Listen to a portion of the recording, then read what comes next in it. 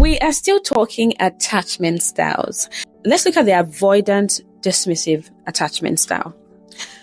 They believe that I can only rely on myself. Getting close to people is risky. These people they have a level of self-importance, a sense of self-importance that sometimes come with pride and ego, a lot of pride and a lot of ego. How did they grow up? How did an avoidant dismissive grow up? Caregivers were emotionally distant or rejecting. Caregivers were emotionally distant or rejecting. Feelings were ignored or discouraged. The child learned to depend only on themselves. So you have people who are highly dependent on themselves. You're growing up as a child and the emotion was just really distant. You didn't feel a lot of emotions. How do they behave in relationships? They value independence over closeness. Mind you, an avoidant, a dismissive avoidant, may come close to you, but their space is their space. You can stay there for some time, and after a while, they start feeling like, please. They struggle to express emotions. I'm not an emotional person. I don't know how to express it. It's hard for me because they did not get it growing up. They were so independent emotionally that it's hard. So an avoidance is telling you, I love you once in 3 months and say, I'm not that emotional. My dear, you're an avoidant and it's fine. They pull away when things get too intimate.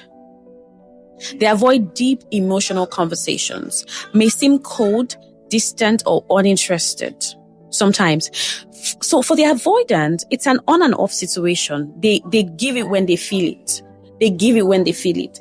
So when they are in love, they fear being controlled, hurt, or betrayed. And this is tough. Now, remember that. So if you hurt an avoidant, or an avoidant has a history of betrayal, don't even come and pose as someone who is not trustworthy, because it's going to be so tough on them and tough on you too, because they will question you, question every action, because that fear of being controlled, hurt, or betrayed is a thing. So they like independence. They can hardly submit to authority because they don't want to be controlled. They fear being hurt or betrayed because that's how they learn to just self-soothe. They just want to stay safe. Safety is very important for them. So they don't want to put themselves deep and just get hurt. And you're going to hurt me? No, I will make sure you don't hurt me. So I'm going to pry into everything. I'm going to ask you questions. I am going to protect my space so well that I don't get hurt. But how much of that work can you do as human?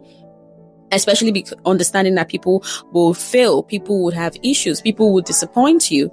They keep emotional distance to stay safe. So you're having issues with an avoidant dismissive. The next thing, that person is just all into their shell. They just want to control things. They want to think. They can even ghost you. They may leave when relationships become too serious, right? When it's too serious, they may leave. The fearful, the avoidant dismissive is almost always thinking of a breakup. There's an issue. Their mind is already, how can I leave? I don't want to be hurt. I have to leave. I have to leave. And let's say the person is dating an anxious attached person. The anxious attached person is clingy and coming. Don't leave me. Fear of being abandoned. And the dismissive is like, okay, what is this person doing? I'm going, right? So you need to work on your emotions. Take away that level of self-importance and understand that you don't always need to run. You need to stay and handle conflicts. Shutting down may not be the best to do. Shutting down emotionally may not be the best to do.